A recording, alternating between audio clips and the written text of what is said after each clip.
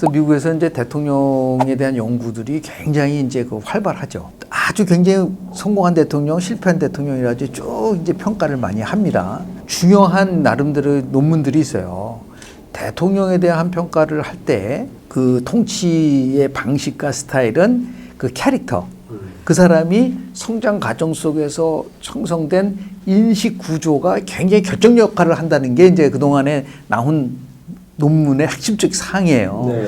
그런데 지금 집권 한 2년 반 동안 윤석열 대통령이 한 여러 가지 통치 방식을 보고 연구자 입장에서 윤석열 대통령의 인식 체계를 아주 굉장히 심층적으로 연구를 해보면 저는 한 5가지 특징이 있다고 좀 봐요. 네. 제일 첫 번째가 갖고 있는 인식적 오류가 뭐냐면 성공에 대한 확신이에요. 나는 어떠한 상황이 오더라도 결국은 성공할 수 있다라고 하는 성공할 거다. 9개월 만에 내가 대통령이 됐을 정도로 걱정하지 마라. 결국 나는 성공한 대통령이 된다라고 하는 그 인식이 굉장히 강한 거죠. 그러니까 지난번 총선 때도 그랬죠. 결국은 총선은 이긴다라고 생각을 했을 가능성이 저는 굉장히 높다고 좀 보는 거예요. 네. 두 번째는 뭐냐면 정치에 대해서 갖고 있는 무시예요. 그러니까 정치 뭐 보니까 별거 아니네. 와서 뭐 정치들 만나고 해보더라도 역시 뭐 내가 모든 걸 주도해 나갈 수 있다라는 생각을 하다 보니까 문제는 어디서 걸리냐면 정치로 풀어야 할 걸 정치로 풀지 못하는 거예요. 모든 것들은 다 정치예요. 근데 어느 순간 법리 논쟁으로 들어간단 말이에요. 대통령이. 이거는 법으로 잘못된 거 아니야? 이런 식인데 국민들 그렇게 생각을 하나요? 당연히 정치 영역에 대한 부분들에 대한 것들을 풀지 못하니까 올 수 있는 괴리가 있을 수 있다라는 거 하고 이 세 번째가 이제 굉장히 큰 것 같은데 본인은 역대 대통령과 다르다는 거예요. 나는 역대 대통령이 하지 못한 거를 할 수 있는 사람이라고 하는 거를 생각하는 거죠. 가장 대표적인 게 의료개혁이에요. 28년간 의료개혁에 대해서 단 하나도 성공한 사람이 없었어요. 노동개혁에 대해서도 자기네 성공했다고 생각을 하고 있는 거죠. 그러다 보니까 이 의료개혁과 관련된 당위성만 얘기를 하지 그 문제를 풀어가려는 생각을 못 하는 거예요. 큰 틀 속에서 보면 결국은 이 의료개혁을 성공한 유일한 대통령이 될 수 있다라고 하는 부분들이 있고 네 번째가 당정관계에 있어서 이거는 수직적 통치관계가 정상이라고 생각하는 것 같아요. 철저하게 수직적 통치관계로 가는 것이 정상이라고 생각을 하고 있고 거기서 이탈이 오는 것을 참지 못하는 거죠. 근데 마지막으로는 이제 이게 대한민국 최고의 엘리트가 누구라고 생각하는가. 검사 특수부하고 경제 관료가 대한민국을 이끌어갈 수 있는, 그러니까 모든 인사가 이쪽으로 집중되는 이유가 이런 거란 말이죠. 그러니까 이러한 5가지의 인식 세계 속에 딱 갇혀 있기 때문에 어떠한 얘기를 하더라도 변화와 개혁을 가져올 수가 없어요. 문제가 나왔을 때 그 문제를 해결해야 되는데 인식 구조가 딱 고정되어 있는데 그게 바뀔 수 있나요? 그러면 그거를 중간에서 나름대로 대통령에게 이거를 설득시키고 같이 함께 갈 수 있는 사람이 없는 거죠. 진 교수님께서 보실 때는 지금 민주 시스템이 지금 작동을 안 하고 있다 이렇게 보시는 거예요? 그럼 당연하죠. 이거는 이제 검사 동일체 원칙이에요. 검사 동일체거든요. 여전히 이렇게 이걸 정상이라고 지금 생각하는 겁니다. 당정관계 뭐 수평적 이건 머릿속에 들어있진 않은 거예요. 그러니까 한동훈이 뭐 얘기를 하게 되면 괘씸한 것 이렇게 가는 거잖아요. 괘씸한 것 이렇게 되는 거고 문제는 이런 거거든요. 구조 진단을 하잖아요. 우리 밖에 있는 사람들은 우리는 이제 그 객관적으로 보게 되면 그 국민의힘이라는 거는 그거 개축해야 됩니다. 그 철거하고 다시 지어야 할 상황이거든요. 엉망진창입니다. 왜냐하면은 사회가 어떻게 변하게 되면 그래도 사회는 반반 나뉘거든요. 그렇잖아요. 흔들어가지고. 그럼 어떻게, 이렇게 되는데 그게 안 되고 지금 고착이 돼가 이쪽은 소수화되고 되거든요. 그럼 뭐가 문제가 있다는 건 변화된 상황에 지금 적응을 못하고 있다는 얘기잖아요. 지금. 라고 하면 개축이 좀 필요한데 개축이 너무 급진적이다라고 한다면 뭘 해야 되냐? 리모델링을 해야 돼요. 수리하거나. 이걸 좀 거부하는 거거든요. 네. 저 사람들은 뭐냐면 수리도 안 하고 그냥 살래야. 그냥 살려고. 그야말로 수리를 하자라고 얘기하는 게 지금 한동훈이 나와서 수리를 하자라고 얘기를 하는 거잖아요. 네. 그걸 못 받아들이는 겁니다. 못 받아들이는 거고. 그 다음에 뭐 요번에도 만찬이 싹 열렸잖아요. 만찬 싹 열렸는데 원내대표만 딱 모여놓고 원내대표가 어느 원내대표입니까? 어느 당에. 그 당의 대표를 배제하고 원내대표만 나와가지고 만찬하고 하나가 됩시다 이렇게 되니까 황당한 거 아니야. 지들끼리 하나가 되는 거 아닙니까? 근데 요번에도 대통령 참석하는 만찬에 한겨레 신문 보도를 보니까 뭐라고 얘기했냐면 대통령하고 원래 앉기로 했잖아요. 당대표가. 네. 그거 갖다가 따로 떨어놨다는 거 아닙니까? 따로 옮겨놨다는 거예요. 그게 사실 알고 좌석이 변경된 걸고 한동훈이 이제 못 가겠다라고 하고 그래서 자기는 의료계 인사들을 만난다라고 일정을 빼버렸다라는 거 아니겠습니까? 네. 아니, 노골적인 왕따거든요. 이게 지금 이런 상태가 좀 벌어지는 거고 이 사람들은 거기다 아부하는 겁니다. 다 아부하는 사람들이잖아요. 지금 보게 되면 명태균이니 뭡니까 김대남이니 이런 부류의 인간들을 지금 다 둘러싸여 있는 겁니다. 여기 똘똘똘똘 뭉쳐 있는 겁니다. 그렇게 되는 거죠. 지금 그런 상황이고, 그래서 지금 보게 되면 대표를 갖다 왕따시켜서 주저앉히려고 하는 겁니다. 지금까지 경향들을 보세요. 최초에 누구를 했습니까? 이준석을 내쳤잖아요. 네. 그 다음에 누구를 앉혔어요? 20%짜리를 억지로 김기현. 김기현을. 그러니까 그게 물리적으로 이렇게 앉히니까 안 되잖아요. 그래서 이제 비대위로 한동훈을 불러왔단 말이죠. 근데 한동훈이 비대위원장 하는 가운데 또 이게 있어. 선거를 치르는데 지금 대통령이 다 도와준 거 아닙니까? 그 민주당의 가장 최고의 선거 운동은 대통령이었거든요. 대파 들고 막 설치고 이러다가 그렇게 됐는데 거기에 대한 그 갈등이 그때 있었는데 이분이 나온다라니까 또 다시 원희룡 안 나오겠다는 원희룡 꼬드겨가지고 이렇게 물리적으로 하고 그게 안 통한 겁니다. 지지자들은 딱 봐서 이게 안 된다라는 걸 아는 거거든요. 네. 그래서 지지자의 3분의 2가 지금 한을 지지해가지고 지금 당 대표가 됐으면은 지지자들의 뜻을 받아들여야지. 그거 못 받아들이겠다는 겁니다. 네. 너 대표 아니야. 네. 그 다음에 너 한번 봐봐. 우리가 계속 왕따 시킬 거고 몇 달이나 가나 보자. 네. 이번에 재보선 참패해봐. 그럼 그때 책임도 나올 겁니다. 그 다음에 쫓아나겠다라는 얘기죠. 저는 그래서 항상 새 대통령이 들어오면 그 새 대통령의 그 통치 환경에 대한 거를 먼저 봐요. 예. 근데 윤석열 대통령의 가장 이제 우리가 수합 분석을 해보면 그 위협 요인들이 몇 가지가 있었지 않습니까? 네. 제일 첫 번째 그 스레트 요인은 뭐냐면 여소야대 정국이 단순한 여세 정국이 아니라 압도적 의석을 갖고 있는 야당이 존재를 하고 있다라는 거. 두 번째는 대통령에 대해서 갖고 있는 비호감이 여전히 존재해요. 60% 정도가 비호감이라 했었다는 거. 네. 세 번째가 0.73%는 아직 극소수 차로 정리했다면 이게 통치 환경이라면 이 통치 환경을 극복할 수 있는 나름대로의 지혜와 전략이 필요한데 네. 이게 없었을 뿐만 아니라 방치한 거죠. 결국은 이중 권력 시대란 말이에요. 의회 권력하고 지금 행정 권력이 행정 권력, 예. 분리돼 있다고 한다면 네. 의회 권력을 어떻게 나름대로 다룰 것이냐에 대한 것이 없이 그냥 충돌로서 이걸 끌고 갔단 말이에요. 당연히 지금 민주당이 보여주고 있는 행태는 우리가 토크비를 얘기하는 이 다수의 폭정이에요. 절대적 의석을 가지고 자기네들이 마음대로 할 수 있다는 것을 아주 보여주잖아요. 네. 국민들이 그 부분에 대해서는 왜 모르겠어요. 다 알고 있지만 결국은 권력을 가진 세력들이 이 입법부를 어떤 식으로 포용하고 협치해 나갈 거냐를 보는 거죠. 네. 근데 그런 부분이 없었던 거죠.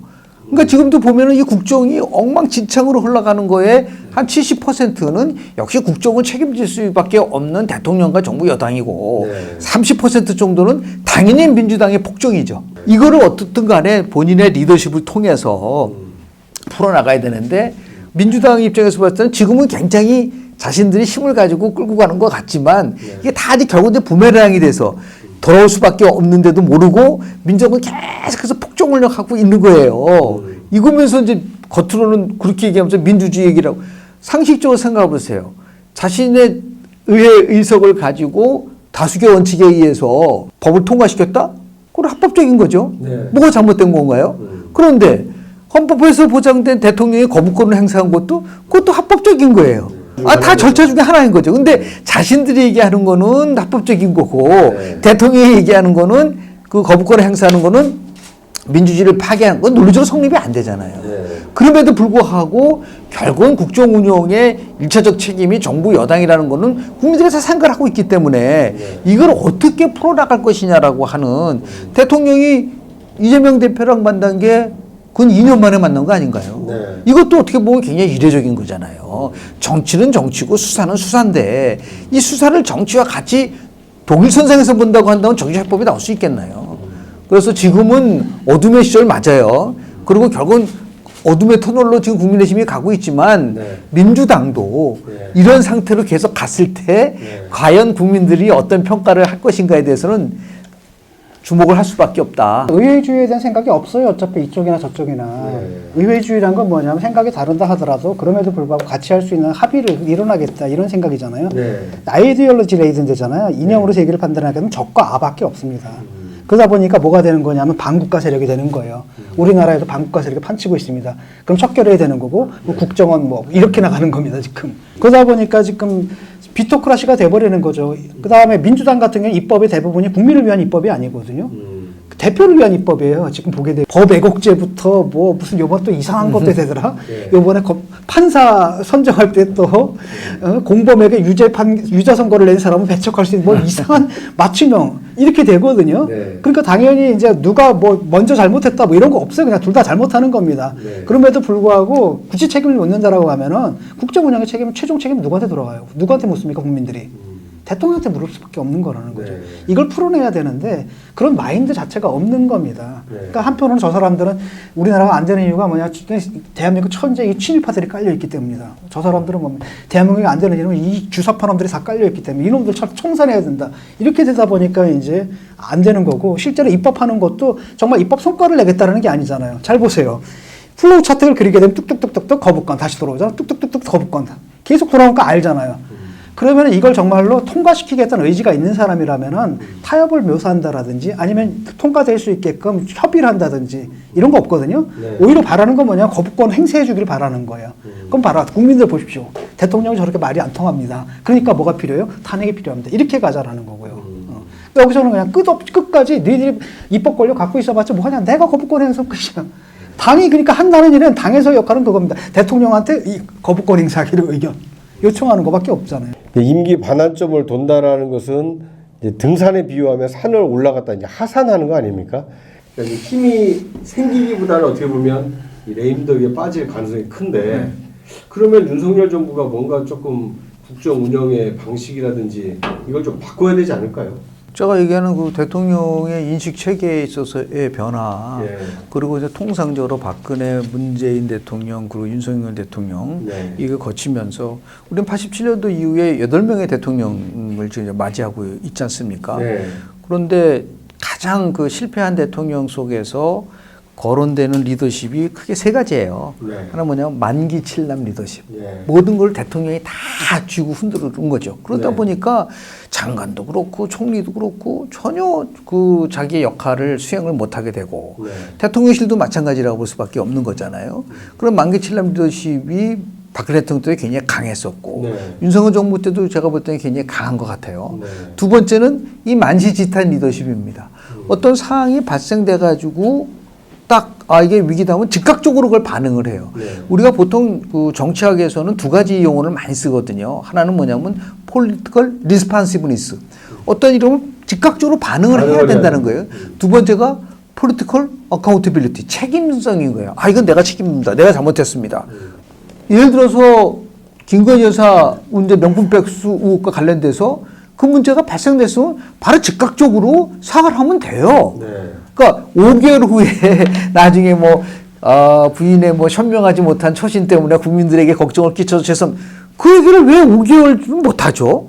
그거 하고 나서 다만 분명히 사과하고 잘못된 것이지만 몰카 함정에 관련돼서는 이거는 아니다라고 판다. 이렇게 돼야 되는데 이걸 질질 끌다 여기까지 온 거라고 볼 수밖에 없지 않습니까? 네. 이런 건 만시지탄 리더십에 대한 부분들도 있고 또 하나는 어떤 과오가 있고 잘못된 거 있으면 그걸 고쳐야 되죠. 네. 과잉해부리잖아요.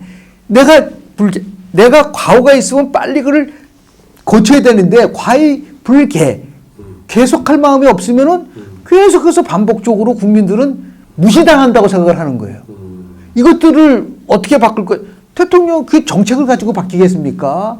결국 스타일과 관련과 태도와 관련 국민들이 어떠한 그 정치 지도자라든지 정당을 찍을 때 물론 그 정당의 성과고 후보자의 성과를 보지만 태도를 보는 거예요. 결국은 태도예요. 어떤 일이 벌어졌을 때 그거를 대하는 태도와 방식에 있어서 국민들이 납득을 할 수 있어야 되는데 그렇지 않고 지금 식으로 만기칠남하고 만시지탄하고 잘못을 인정하지 않는 그러한 리더십으로 가져가는 경우에는 그건 뭐 백약이 무효죠. 네. 대통령이 정말 인식의 대전환이 우선적으로 있어야 된다. 네. 그것이 없으면은 제가 볼 때는 극복하기가 굉장히 어려울 거라고 봅니다.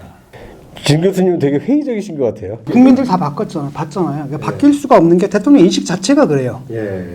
그 다음에 이분이 솔직히 스마트한 분은 아니거든요. 네. 이런 말씀 드릴지 몰라도 네. 머리가 나빠요. 그러니까 보통 이렇게 되면 사람들이 생각을 하잖아요. 네. 생각 자체가 그냥 가는 스타일이거든요. 네. 또 두 번째가 뭐냐면 대통령만의 문제가 아니라 김건희 여사의 문제예요.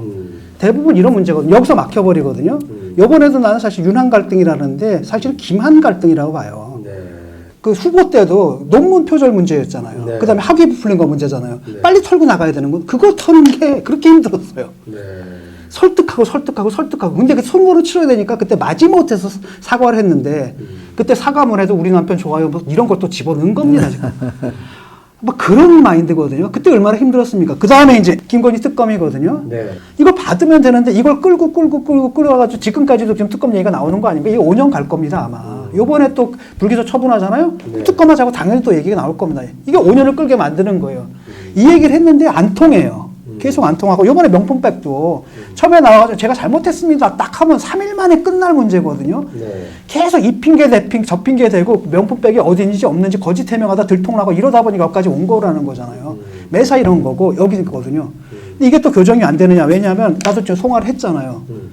자기는 사과하고 싶었다는 거야. 누구 핑계를 대냐? 주변 사람 핑계를 대는 거예요. 그 말이 맞을 겁니다.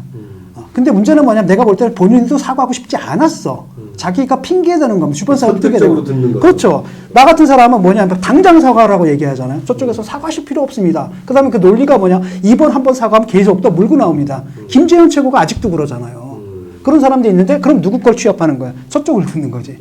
이래서 이 구조가 대통령실에는 뭐냐면 예컨대 김대남이라든지 아니 명태균이라든지 이런 유의 인간들로 그냥 둘러싸여 있는 데다가 그 바깥에 있는 의원들 있잖아요. 친윤 의원들부터 해서 이 사람들은 그 중에서 솔직히 문제가 있다고 생각하는 사람들도 고양이 목에 방으로 누가 다느냐라는 거야. 눈치만 보고 있는 겁니다. 그래서 한동훈이 나섰잖아요. 그럼 뒷담화 까는 거예요. 뒷담화 까면서 뭐가 되냐면 한동훈을 철해야지 자기들이 안전하고 두 번째로 뭡니까 나경원이라든지 홍준표라든지 이런 사람들도 일단 유력한 거 아니겠습니까? 유력한 경쟁자잖아요. 네. 그 미리 제거하는 거니까 안 도와주는 거죠. 그러는 가운데 한이 지금 고립되는 상태가 돼버린 거고요. 이런 구조가 돼 있기 때문에 굉장히 힘들고 내가 봤을 때 딱 하나입니다. 한이 힘으로 돌파해내야 돼 이거는. 힘으로 돌파해내지 못하면은 네. 어차피 이거 희망 없습니다.